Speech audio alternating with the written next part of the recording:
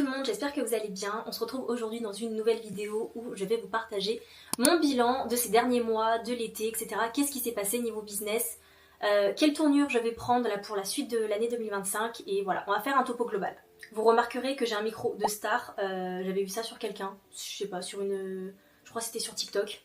J'avais kiffé, je l'ai acheté et voilà, j'aime bien. Je trouve que ça rend la vidéo plus officielle. Je sais pas ce que vous en pensez, mais moi j'aime bien. Du coup, la lumière fait que changer. On passe de lumière chaude à froide toutes les 2 secondes. Je suis désolée, j'ai pas mis de lumière artificielle ou quoi que ce soit. Mon setup, il est dans ma partie studio. Je me suis posée dans mon lit, clairement, là je suis dans ma chambre parce que mon mec va bientôt rentrer et je voulais être isolée. Enfin bref, on passe directement à la suite. Du coup, depuis juin, il s'est passé beaucoup de choses. Alors, côté formation, parce que pour celles qui ne me connaissent pas, je m'appelle Léana, je fais de la création de contenu UGC et je suis aussi formatrice, donc j'aide des filles, des créatrices UGC à se lancer dans la création de contenu UGC, à faire le même métier que moi. Et j'avais une formation que j'avais lancée du coup en janvier 2023. Attendez, non, on est en 2025, non, janvier 2024. Et du coup, j'ai accompagné plus de 500 filles en 1 an à se lancer dans la création de contenu UGC avec un guide qui était très abordable. Je l'ai créé avec un petit tarif qui était à 50 €, je crois, au début. Après, on est monté à 80, après à 99. Il n'a pas bougé après 99 €. Et en fait, moi, j'ai beaucoup évolué pendant l'année 2024 quand j'ai sorti ce guide. Du coup, toute l'année 2024, j'ai énormément évolué. J'ai atteint des paliers que j'aurais jamais cru atteindre en termes de chiffre d'affaires, de collab, etc. Donc du coup, je voulais tout simplement que ma formation me ressemble plus. Dans le sens où j'ai vraiment évolué sur plein d'aspects. Il n'y a pas que mon chiffre d'affaires qui a évolué, mon mindset a beaucoup évolué, ma manière de travailler, enfin vraiment, c'est un tout. Même au niveau de la gestion de mon argent, j'ai beaucoup évolué. Avant, j'étais très dépensière, vraiment très dépensière, alors que j'avais pas beaucoup de sous. Et plus je me suis mis à gagner de l'argent, moins j'ai dépensé. C'est assez paradoxal, mais c'est la réalité. Et je pense tout simplement que j'avais pas envie de me retrouver dans la situation dans laquelle j'étais avant, un peu plus en galère. Et du coup, ce qui fait que cet argent, je l'ai gardé, j'ai économisé, etc. Et du coup, dans ma nouvelle formation, j'ai voulu aborder un peu tous ces sujets-là, en plus d'étoffer encore plus tous les modules qu'il y avait. Donc du coup, on a des nouveaux modules, notamment le module Mindset, où je parle de mon expérience, plus j'ai fait intervenir Irina, qui est une coach en mindset, développement personnel, qui est incroyable, cette femme est vraiment juste géniale. Et du coup, elle a créé un module spécialement pour ma formation. Et à côté de ça, il y a aussi une autre formatrice qui s'appelle Inès, qui s'appelle Les Investisseuses sur Instagram, et elle m'a créé un module sur l'éducation financière. Donc le but de cette formation, c'était vraiment qu'elle soit à 360 degrés, qu'elle soit vraiment plus complète. Mon but, c'est pas juste de vous dire comment vous lancer dans l'UGC, mais c'est aussi de vous aider à vraiment construire un business qui est rentable et qui est aligné avec vous, avec vos valeurs, vos envies, vos besoins. Du coup, dans cette nouvelle formation, il y a des modules vidéo, chose qu'il n'y avait pas avant. Il y a 14 chapitres avec des modules différents à l'intérieur, il y en a plus de 70 au total. Et elle est divisée en 2 parties, donc la partie The Business Strategy qui consiste vraiment à créer sa micro-entreprise, comprendre ce que c'est l'UGC, comprendre les codes de l'UGC, le marché, apprendre à prospecter, négocier, fixer ses tarifs. Il y a aussi un module sur l'UGC Premium parce que c'est ma spécialité et je voulais en parler. Et je sais que ça intéresse pas mal de filles, donc le but c'était aussi de vous donner les clés pour celles qui veulent se lancer dans l'UGC Premium. Enfin bref, j'ai vraiment tout complété, j'ai ajouté plein de choses, il y a beaucoup de templates, il y a des études de cas pour la prospection, enfin une analyse de pitch de prospection. Et la deuxième étude de cas, qu'est-ce que c'est déjà ? C'est un audit d'un compte Instagram. Ah oui, parce qu'il y a aussi toute la partie personal branding qui est hyper importante, que j'ai oublié de préciser. Enfin, c'est vraiment beaucoup plus complet et je vais vraiment plus dans les détails. Et la deuxième partie de la formation, elle s'appelle The Editing Room. C'est vraiment la partie où je vous apprends à monter vos vidéos sur CapCut avec des tutoriels et je vous donne aussi des conseils pour que vos vidéos elles soient en accord avec les attentes, les besoins des marques, les codes de l'UGC, etc. Du coup, cette mise à jour, j'ai bossé dessus en fait depuis janvier 2025. Mais j'avançais petit à petit, c'était vraiment... J'y allais reculons, c'était step by step parce que je savais qu'il y avait un travail colossal qui m'attendait et j'avais la flemme. Honnêtement, je procrastinais. J'avais aussi beaucoup de collabs à gérer à côté, je procrastinais vraiment le moment où j'allais vraiment me mettre un coup de pied aux fesses et où j'allais faire le plus gros de la mise à jour. Et du coup, j'ai dû me mettre une deadline au bout d'un moment. Je l'avais pas annoncé parce que je voulais pas trop me griller si jamais je tenais pas ma propre deadline. Mais du coup, c'était quand ? Je crois que c'était en au mois de mai, je me suis dit bon, là, il faut que tu te fixes dans ton agenda un planning précis, bien calé, pour que tu puisses avoir du temps à consacrer à cette mise à jour. Du coup, je me suis dit qu'au mois de juin, j'allais quasiment faire que ça.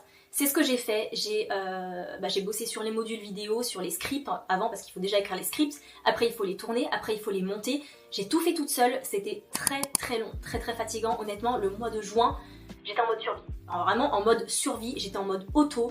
Je faisais abstraction de la fatigue, des nerfs, enfin vraiment j'étais en mode auto et je me suis dit qu'il faut le faire maintenant, comme ça après t'es tranquille cet été. Bon finalement je vais vous raconter, mais j'ai d'autres trucs à faire pour la suite de l'été et pour la fin d'année, mais la partie formation au moins elle est faite. Et du coup au mois de juin, comme je vous ai dit, j'ai bossé dessus tout le mois de juin et ça n'a pas été facile. Mais j'ai tenu ma deadline et ma nouvelle formation est sortie le lundi 7 juillet exactement. J'ai pris aussi des bêta-testeuses, ça m'a pris pas mal de temps à gérer ça, en plus de la mise à jour de la formation. Et en fait les bêta-testeuses, le but c'était qu'elles testent la formation pour me faire des retours et que moi je puisse ajuster certains trucs avant la sortie officielle. Je devais prendre 4 bêta-testeuses et j'en ai pris finalement 12 je crois. Enfin bref, j'ai pas du tout tenu ce que je devais faire, mais j'arrivais pas à choisir, il y a eu énormément de candidatures. Du coup, j'ai pris 12 bêta-testeuses et il fallait m'entretenir avec elles, les cadrer, etc.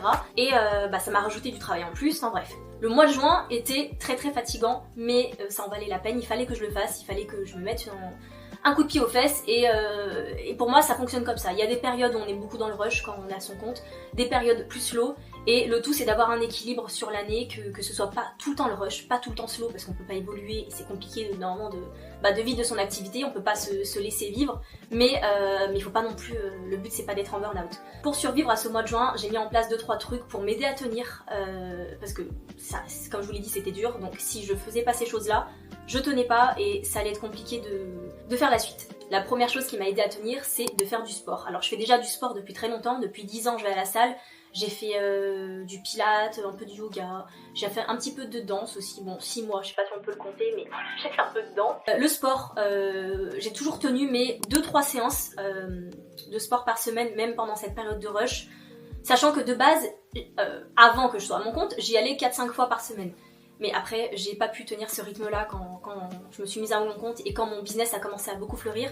Donc j'ai ralenti un peu, mais je continue toujours d'y aller et je continue vraiment d'y aller aussi pendant les périodes de rush parce que je sais que c'est ça qui me fait tenir moralement, enfin au niveau de mes nerfs, ça me permet de me défouler, ça me détend, enfin vraiment c'est indispensable pour moi.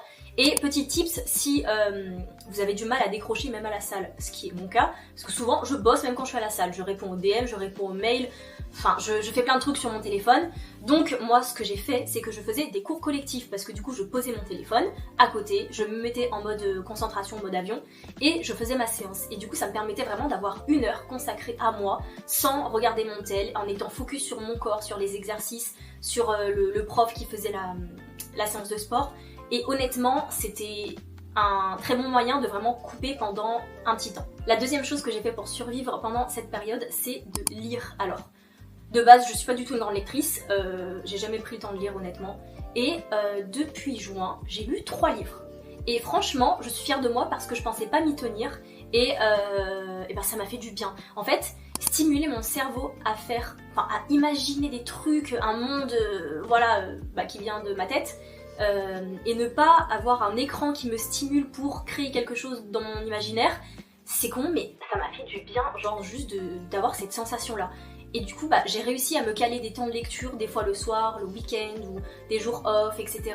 pour lire et ça m'a fait trop du bien. Et j'ai trop envie de continuer cette habitude là. Je sais que je vais pas devenir une addict aux livres, mais je veux avoir toujours une lecture en cours. Après, peu importe combien de temps je mets pour lire le livre, parce que là j'ai quand même mis longtemps à lire 3 livres qui n'étaient pas très longs, mais bon, au moins je les ai lus. Mais le but, c'est que j'ai toujours un livre en cours et que je prenne du temps pour lire un petit peu tous les mois, un petit peu chaque semaine, et pour stimuler mon cerveau, mais d'une autre manière que par les écrans, tout simplement. Et ensuite, ce qui m'a aidé à tenir sur cette période, c'est d'être organisée, le plus organisée possible. Pour ce gros projet où j'avais énormément de tâches, de sous-tâches, de plein de trucs à penser, ce que j'ai fait, c'est que j'ai adapté mon Notion pour ce projet-là de mise à jour de formation.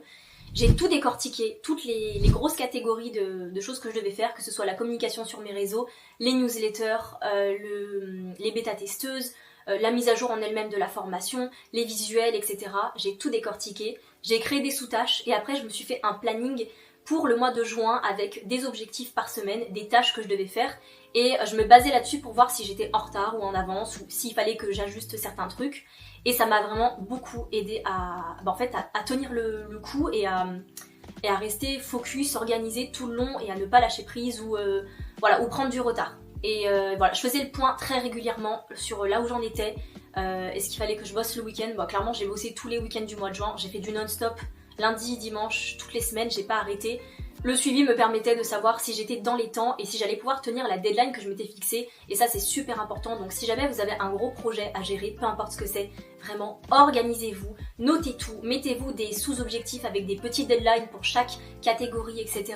Responsabilisez-vous sur la gestion de projet. Ça, c'est hyper important quand on a des gros projets comme ça. Surtout quand on est toute seule. Parce que là, si j'avais quelqu'un, une assistante ou quelqu'un à qui je pouvais déléguer la mise à jour de la formation, ça aurait été plus ledge pour moi, mais là, tout reposait sur mes épaules, c'est-à-dire que si j'oubliais quelque chose, en fait c'était de ma faute, et c'est moi qui allais ramasser derrière et qui allait me planter, etc. Voilà globalement ce qui m'a aidé à tenir pendant cette période qui était fastidieuse, pas facile, mais j'ai survécu, donc c'est faisable, mais je pourrais pas le faire 6 fois dans l'année. Là, je suis repartie pour un autre gros projet qui est différent, mais qui est moins gros quand même. C'est moins gros, c'est moins conséquent, mais ça va me demander quand même du taf. En fait, je vous explique, vu que là j'ai complètement changé de formation, c'est pas du tout le même prix, je suis passée de 99 à 799 €. Je sais qu'il y a une énorme augmentation, mais c'est tout simplement que j'ai dupliqué la formation x 10. Et du coup, c'est la valeur que ça représente pour vous apprendre un vrai métier. Parce que l'UGC, c'est pas juste un hobby que vous pratiquez le week-end quand vous avez le temps par-ci par-là. C'est vraiment un vrai métier. Même si vous faisiez ça en plus de vos études, il faut vraiment prendre conscience que c'est un vrai taf, c'est un vrai métier qu'il faut apprendre. Il y a des compétences, des connaissances à avoir. Et en plus de ça, quand vous vous lancez à votre compte, c'est tout un nouveau mode de vie qu'il faut appréhender. Et ma formation, le but c'est qu'elle vous accompagne de A à Z, de la création de votre entreprise à la création de contenu GC, à négocier vos tarifs, vous imposer, développer votre mindset, développer vos compétences en montage, en écriture de script, vos skills aussi en gestion des réseaux sociaux, créer votre personal branding, enfin il y a vraiment tout dedans. C'est pour ça qu'il y a eu une énorme augmentation du tarif. Après qu'on se le dise, quand je l'avais mis à 99 €, c'était donné. Honnêtement, c'était donné parce que pour ce qu'il y avait déjà dedans à l'époque, elle était vraiment pas chère. Elle était vraiment pas chère. J'ai changé, mon business a changé, mes envies ont changé et je préfère former moins de personnes mais qui sont peut-être plus motivées, qui ont plus d'envie et qui se responsabilisent un peu plus parce que je sais qu'une formation qui est plus chère, on réfléchit à 2 fois avant de l'acheter et c'est complètement normal. Mais du coup, l'intention est quand même beaucoup plus grosse et c'est ça que je recherche pour ma nouvelle cible, on va dire. Je veux vraiment des personnes qui sont motivées, qui veulent se lancer, que ce soit à côté de leurs études ou à temps plein, mais je cherche vraiment des personnes motivées, qui veulent aller de l'avant, qui veulent se tourner vers une nouvelle page de leur vie en tout cas. De base, je disais ça pour vous expliquer le nouveau projet sur lequel je suis, mais du coup, mon offre a évolué, le prix, donc la manière de vendre aussi. Et du coup, là, je suis un peu arrivée à mes limites en termes de capacité, autour de ma communication, ma manière de vendre, etc., mon approche auprès des personnes qui sont intéressées par ma formation, etc. Donc j'ai décidé de me faire coacher pour la partie business. Du coup c'est ce que j'ai fait. J'ai pris un gros coaching avec Lorena, @unecombadass sur Instagram si vous la connaissez pas. C'est une fille que je connaissais, que j'ai découvert sur les réseaux sociaux au tout début quand je me suis lancée à mon compte, donc je faisais même pas encore de l'UGC. Elle m'inspirait énormément, enfin vraiment, j'avais un peu ce truc de fangirl avec elle. Et en fait j'ai été à un de ces événements qu'elle avait fait et j'avais adoré, c'était trop bien, je l'ai rencontrée du coup, c'est là aussi où j'ai rencontré Irina qui a fait le module mindset de ma formation et j'ai adoré Lorena, j'aime beaucoup sa personne, elle a une super belle énergie, elle est très authentique, c'est une belle personne et je l'ai senti tout de suite et du coup me dire que là c'est elle qui me coach, je suis hyper contente, franchement je suis trop contente. Et c'est elle qui m'a proposé d'ailleurs, parce que je lui avais demandé si sa formation elle était adaptée à mes besoins et elle m'a proposé de me coacher. Donc elle va m'aider sur toute la partie business et formation, du coup pas sur l'UGC, les collabs, etc. Et elle m'accompagne du coup depuis mi-août et elle va m'accompagner, je pense honnêtement, peut-être jusqu'à novembre. novembre-décembre, je sais pas trop, j'arrive pas à estimer le temps que ça va durer, mais elle va m'accompagner quelques mois et j'ai trop hâte d'avancer avec elle. On a déjà fait 2 séances et c'est trop bien. Enfin, j'ai l'impression de retourner à l'école, mais d'être dans les cours que je kiffe, vraiment. Parce qu'elle m'apprend plein de trucs, des choses que je pensais pas que c'était aussi stratégique, aussi détaillé, aussi bien pensé par rapport à la psychologie de ma cible, etc. Enfin, c'est hyper intéressant. Et j'adore. Donc voilà, je suis passée de l'autre côté parce que moi je coach aussi en one-to-one en visio. Mais là j'ai fait une pause d'ailleurs pour les coachings UGC en one-to-one parce que j'avais plus l'énergie pour ça. Et à côté vu que je déménage etc. Enfin j'ai plein de trucs à gérer quand même. Donc là j'ai fait une petite pause sur les coachings en visio et c'est moi qui suis passée de l'autre côté. Et c'est en fait la dernière fois là j'ai terminé le coaching avec elle et j'étais lessivée, j'avais plus d'énergie, mais en fait c'était une sensation différente de quand je terminais un coaching avec une élève, parce qu'en fait c'est moi qui donnais, c'est moi qui transmettais quand j'étais avec une élève, et là c'est moi qui reçois, et en fait du coup l'énergie elle est complètement différente, même si ça fatigue dans tous les cas. Mais bref, j'aime bien la sensation, ça fait plaisir de se retrouver de l'autre côté et je vous en parlerai plus quand ça aura avancé.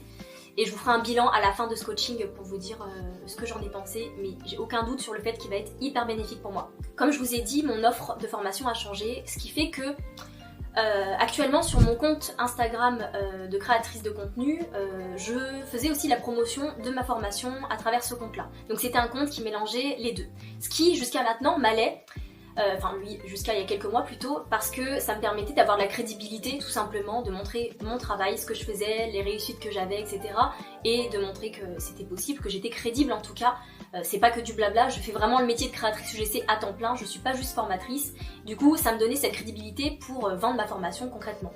Sauf que je me rends compte avec le temps que mon compte de créatrice de contenu, il y a des personnes qui me suivent parce qu'elles aiment bien mon contenu, d'autres qui me suivent parce qu'elles aiment bien l'aspect business. Et moi, je me sentais de moins en moins à l'aise avec le fait de parler d'argent, parler de mes négociations, etc. en story, parce qu'il y a des marques qui me suivent avec le temps. De plus en plus, des chefs de projet, des personnes qui bossent dans des agences pour des marques, qui me suivent avec leur compte perso sur mon compte Instagram Léana Médite.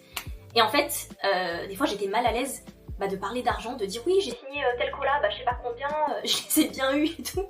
Alors que la marque, ça se trouve, elle me suit sur les réseaux et je le sais pas. Et en fait, je sais que ça peut un peu biaiser mon image et ce que les marques peuvent penser de moi. Du coup, étant donné que j'ai des objectifs quand même en termes de création de contenu, en dehors de la partie formation, j'ai vraiment des objectifs sur la partie création de contenu UGC et je voudrais tendre vers l'influence. L'influence c'est toujours quelque chose qui m'a attirée depuis toujours, enfin bien avant que je fasse de l'UGC. J'ai essayé de faire un peu d'influence, j'avais eu des collabs quand même.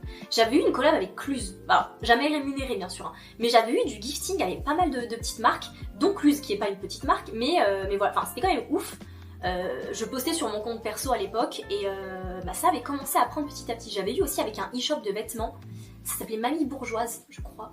Et c'était déjà énorme pour moi. Enfin bref, après j'ai lâché parce que bon, on choisit pas d'être influenceuse. C'est soit ça vient pas, mais on peut pas le choisir non plus réellement de nous-mêmes. Et pourquoi je disais ça ? Ah oui, bref, la création de contenu, l'influence m'a toujours attirée. Donc j'avais fait de l'UGC, je me suis lancée dans l'UGC il y a 2 ans, un peu plus de 2 ans, parce que ça me permettait de toucher à l'univers un peu de l'influence indirectement, de la création de contenu au sens large, sans avoir à attendre d'être connue, d'avoir de la visibilité, etc. Du coup, c'était le bon compromis pour moi. Et avec le temps, j'ai pris des abonnés. J'ai eu quelques opportunités de gifting qui tournent un peu du coup vers l'influence. J'ai intégré l'agence Nicework qui m'envoie régulièrement des colis presse de plein de marques, de luxe, etc. Donc je suis hyper contente. Et je sentais que l'influence, la micro-influence, qu'on s'entende bien, je parle de micro-influence quand je dis influence, parce que j'ai que 9000 abonnés, on n'est pas sur du je sais pas combien de milliers d'abonnés, mais ça devient petit à petit un petit peu de l'influence. Et en fait, c'était quand ? Au mois de juillet, il y a une fille que je connais qui a son agence d'influence, donc elle est à son compte, elle a créé son agence, et je l'avais rencontrée lors d'un déjeuner avec Arborian au mois de mars, et du coup elle m'a proposé de rejoindre son agence, parce qu'elle voyait du potentiel en moi, qu'elle trouvait que je faisais du beau contenu, etc.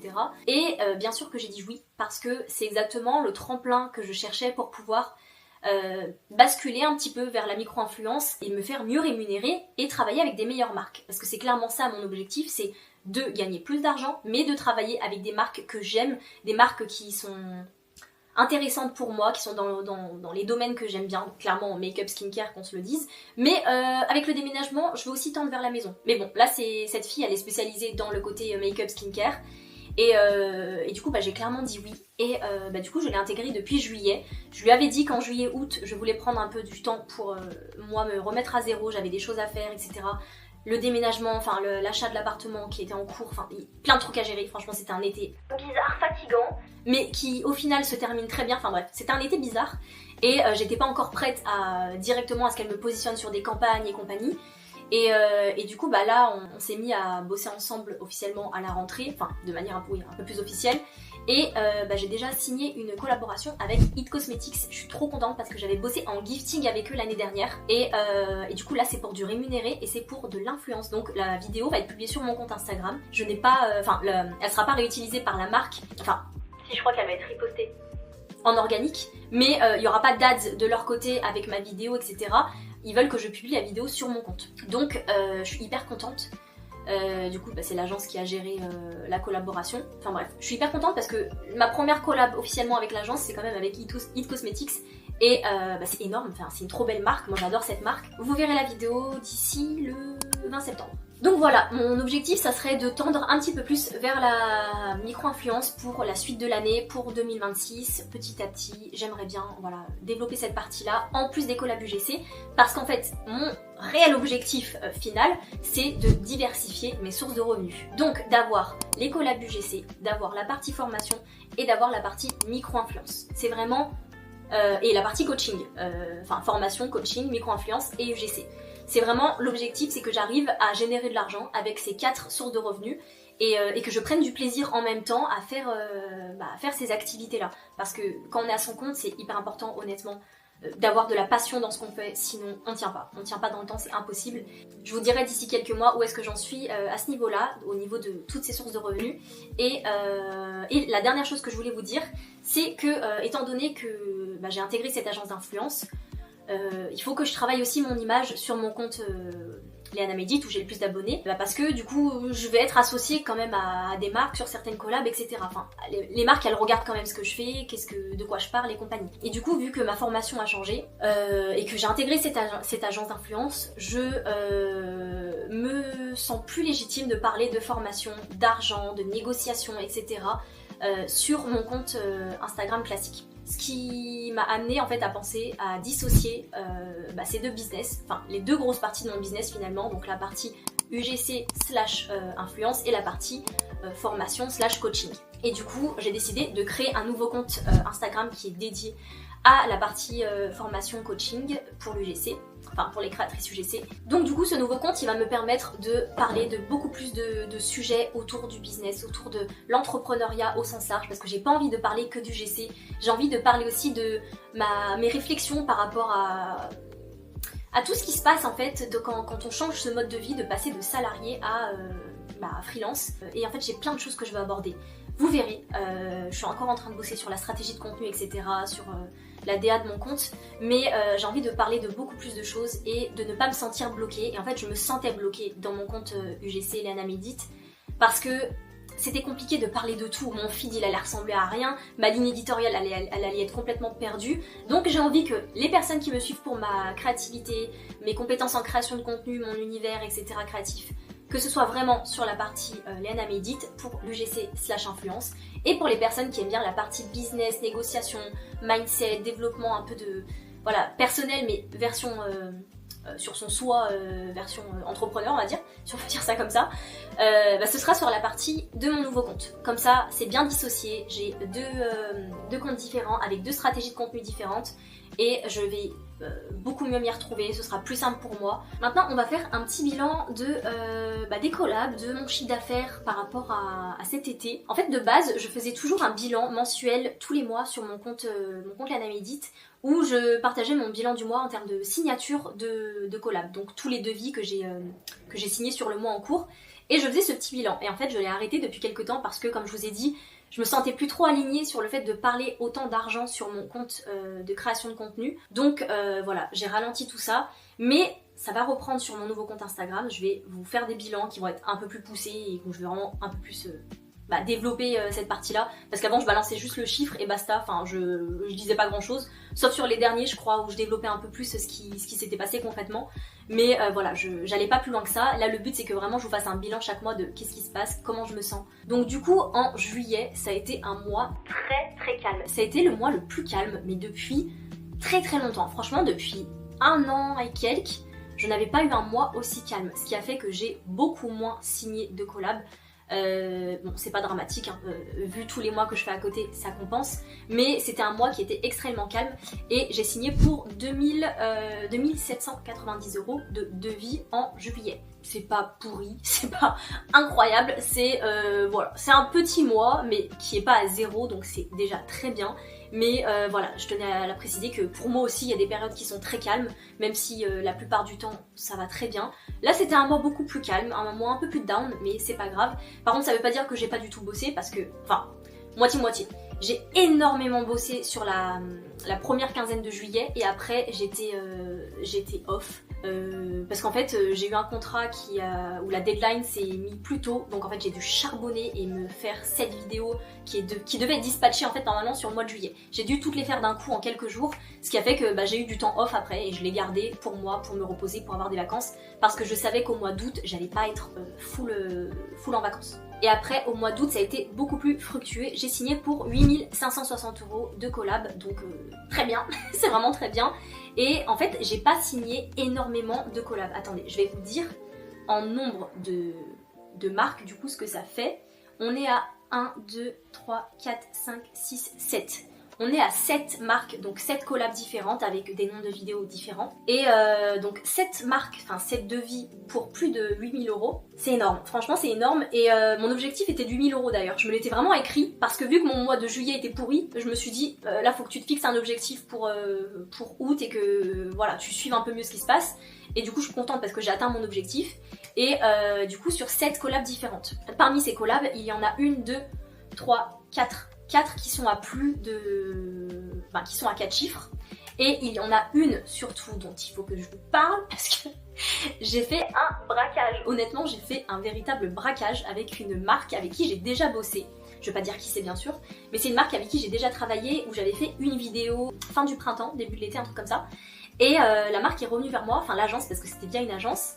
L'agence m'a demandé si j'étais ok pour faire une campagne digitale sur la base de la vidéo que j'avais créée, pour que la marque elle puisse en faire en fait des différentes, qu'elle puisse utiliser mes rushs on va dire, et faire 3 autres vidéos avec des droits ads sur 6 mois ou 12 mois, je devais faire les 2 devis.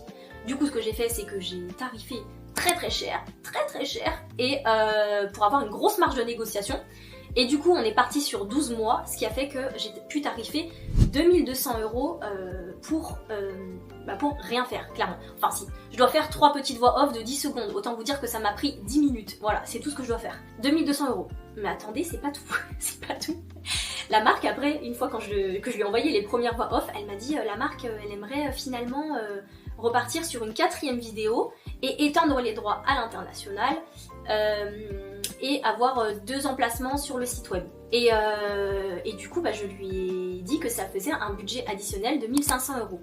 Sachant que voilà, je fais une enveloppe globale, qu'on soit bien d'accord, je fais une enveloppe globale pour tout ça, parce que les droits là quand même allaient beaucoup plus loin à l'international, mais je savais très bien qu'ils allaient pas monter à 7000 balles, donc j'ai fait une enveloppe globale et elle m'a dit que ça allait pas passer. Et elle m'a dit, son argument c'était que elle disait que j'avais rien à faire concrètement à part des voix off, chose que je peux comprendre.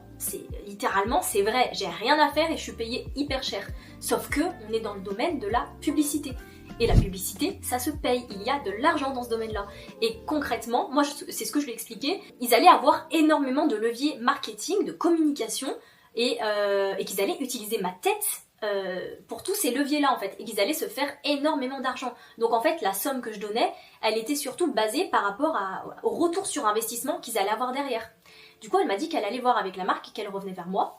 Et la dernière fois, j'ai fait une sieste, je me suis écroulée, j'étais fatiguée, et je me réveille de ma sieste et je vois quoi?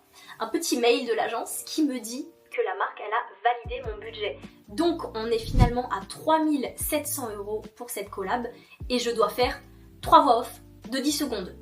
Voilà, c'est tout. C'est tout ce que j'ai à faire. 3700 €. Enfin, pour vous dire à quel point Il peut y avoir des opportunités de malade dans l'UGC, dans le domaine de la publicité en fait au sens large, mais voilà, là c'est de l'UGC. Et j'ai même pas à filmer une vidéo, c'est ça le pire. Je facture uniquement des droits d'image, des droits d'utilisation en publicité. Voilà, j'ai pas les mots. J'ai pas les mots pour ça, donc autant vous dire que ça a fait presque la moitié de mon objectif du mois, donc on adore, je veux pas dire non. Et à côté de ça, j'ai eu une vidéo que j'ai réussi à facturer 1000 €. Pareil, c'était une vidéo avec 12 mois de droits ads. Et après, c'était ma collab annuelle avec Sephora, qui m'a fait plus de 1800 €. Je vais pas vous dire combien je suis facturée à la vidéo parce que je peux pas non plus rentrer autant dans les détails. Et après, la dernière collab à 4 chiffres, c'était pour 3 vidéos ads. Donc 3 vidéos ads et 4 photos. La marque elle était un peu chiante pour négocier. Du coup j'ai offert les photos étant donné que c'était des photos que je devais faire avec le look, le make-up look que j'avais quand je faisais les vidéos. Donc voilà, j'ai offert les photos, mais on est arrivé à mon tarif que je voulais avoir pour 3 vidéos ads sur 3 mois, je crois. Enfin voilà pour juillet-août. Et en juin, qu'est-ce qui s'est passé en juin? Ah oui, en juin, j'ai signé pour 8880 €. Donc hyper contente. Là, il y avait un peu plus de collaborations. Ouais, plus de collaborations. Il y en a eu 1, 2, 3 à plus de 4 chiffres. Pourquoi je dis plus de 4 chiffres? 3 à 4 chiffres tout court. Et le reste, c'était des vidéos plutôt à l'unité. J'ai eu pas mal de une vidéo, enfin vraiment en one shot. Ensuite, vu qu'on est arrivé à la moitié de l'année, j'ai fait un point sur mon chiffre d'affaires global. Bon, je fais le point tous les mois honnêtement sur ce qui se passe au niveau de mes chiffres parce que j'aime bien cette partie-là. Mais je voulais faire un gros point par rapport à mon chiffre d'affaires, enfin mon objectif de chiffre d'affaires annuel, qui est de 150 000 € en combinant toutes mes sources de revenus. Là actuellement, je suis à 90 000 €, donc je suis hyper contente. Je pense que je vais pouvoir atteindre mon objectif en vrai. C'est faisable, il me reste 4 mois. Il me reste 4 mois. Ça peut le faire étant donné que le Q4 il est assez chargé normalement et que je vais développer l'influence à côté, que ma formation, le prix a augmenté donc forcément mon revenu lié à ça augmente aussi. Bon après encore faut-il faire des ventes, hein, c'est pas si facile qu'on le croit. Et du coup je pense que je vais pouvoir atteindre mon objectif donc je suis hyper contente. En tout cas je suis sur la bonne lancée donc, et puis dans tous les cas c'est déjà très bien.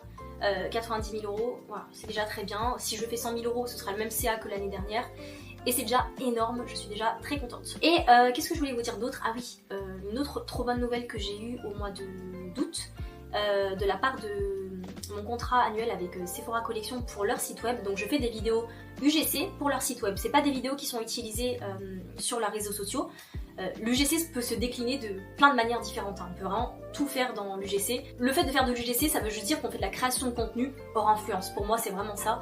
Et on peut être amené notamment à faire des vidéos pour un site web. Et moi, c'est ce que je fais avec Sephora Collection depuis janvier. J'ai un contrat annuel avec eux. Et ils m'ont dit qu'ils voulaient me renouveler pour 2026. Donc je suis hyper contente.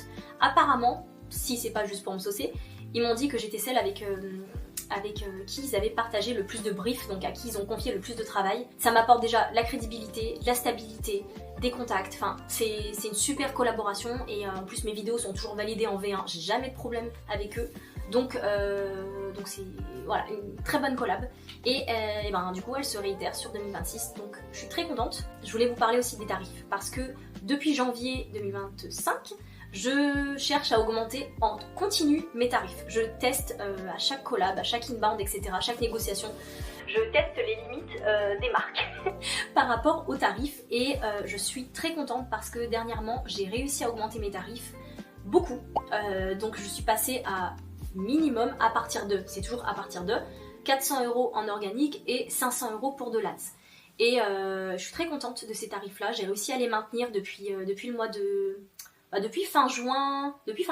Forcément, ça me fait louper des opportunités. Hein. Je vais pas vous le cacher, j'ai dû refuser des collabs et les marques m'ont dit non aussi parce que mes tarifs étaient trop élevés. Donc c'est aussi pour ça qu'en juillet, mon chiffre d'affaires était plus bas. C'est que déjà beaucoup moins d'inbound qu'on se le dise, beaucoup moins de demandes, mais c'est aussi que mes tarifs ont augmenté, donc le peu d'inbound que j'ai eu en juillet, j'étais trop chère, honnêtement j'étais trop chère, donc voilà, les marques elles suivaient pas. Mais c'est pas grave, je veux à terme réussir à me faire payer à ma juste valeur, j'ai investi énormément dans du matériel, d'ailleurs c'était au début de l'été, j'ai investi dans une nouvelle caméra qui m'a coûté très cher, plus tout ce qu'il fallait acheter à côté, les éclairages, les trépieds, les cartes SD qui vont avec, enfin tout. Il y a énormément de choses à acheter pour quand on change de caméra. Et puis j'ai aussi upgrade mon setup au sens large. Donc je veux me faire payer à ma juste valeur. J'ai développé mes skills en création de contenu, en montage, en qualité vidéo. Et je vais être payée vraiment pour la valeur que j'ai. Donc on verra comment ça évolue. Je vous dirai si j'arrive à les maintenir. Et enfin, la dernière chose que je voulais aborder avec vous dans cette vidéo, c'était la nouvelle orga que je vais essayer de mettre en place à partir de, je pense, après mon déménagement, honnêtement, parce que là, j'y arrive pas sur début septembre. Au début, je devais faire ça sur début septembre, mais j'ai été beaucoup trop ambitieuse. Avec le déménagement, j'ai trop de trucs à gérer, j'arrive pas à avoir un rythme normal, donc je me suis dit que j'allais faire ça après le déménagement, quand je serai vraiment posée. Mais le but, c'est que j'ai vraiment une orga différente de ce que j'avais avant. J'étais déjà très organisée, hein. Honnêtement, je suis très organisée, je suis une psycho de l'organisation même, mais là, je veux juste une autre manière de m'organiser pour pouvoir, comme je vous l'ai dit, avec mon objectif de diversifier mes sources de revenus, d'atteindre cet objectif-là. Donc le but, c'est que vraiment, je puisse diviser ma semaine entre les collabs UGC, la création de contenu pour mes réseaux sociaux, donc développer ma visibilité et la partie influence finalement, et la partie formation coaching. Donc le but, ce serait idéalement que, par exemple, le lundi, je fasse que du contenu pour mes réseaux. Le mardi, mercredi, je me garde pour les collabs UGC. Jeudi, je me le garde pour ma création de contenu pour mon compte business et qu'après, le vendredi, ce soit pour les coachings et stratégie, formation, etc. C'est ça l'objectif. Je sais pas si je vais y arriver, mais du coup, si je veux réussir à atteindre cet objectif-là, il faut que je sois mieux payée à la vidéo en fait, par rapport à l'UGC. Vu que je vais avoir moins de jours qui vont être consacrés au collab UGC, il faut que je sois mieux payée. Donc que ça fasse un équilibre par rapport à avant où je faisais plus de vidéos moins bien payées. Maintenant, je vais en faire moins de vidéos mais mieux payées. Et pour que ça rentre dans mon planning et que j'arrive à développer à côté ce que je veux faire au niveau de la formation, des coachings et de l'influence. Donc voilà ce que je vais tenter de faire à partir d'octobre à peu près. Je sais pas si je vais y arriver, mais je vais tout faire pour parce que je sais que c'est hyper important et c'est crucial si je veux atteindre tout ce que je me suis mis comme objectif à côté. J'ai dit le mot objectif je sais pas combien de fois dans cette vidéo, je commençais à saturer. Heureusement qu'on arrive à la fin.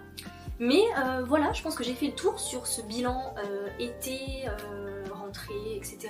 J'espère que cette vidéo vous a plu, que si peut-être qu'elle va vous inspirer à vous lancer dans je ne sais quoi, à vous faire coacher, à augmenter vos tarifs, à vous mettre dans l'influence, j'en sais rien. Enfin, se mettre dans l'influence. Chercher à développer l'influence parce que c'est, encore une fois, on ne choisit pas de faire de l'influence. J'ai envie de dire que ça vient avec le temps, en fonction de ce qu'on propose sur les réseaux, etc.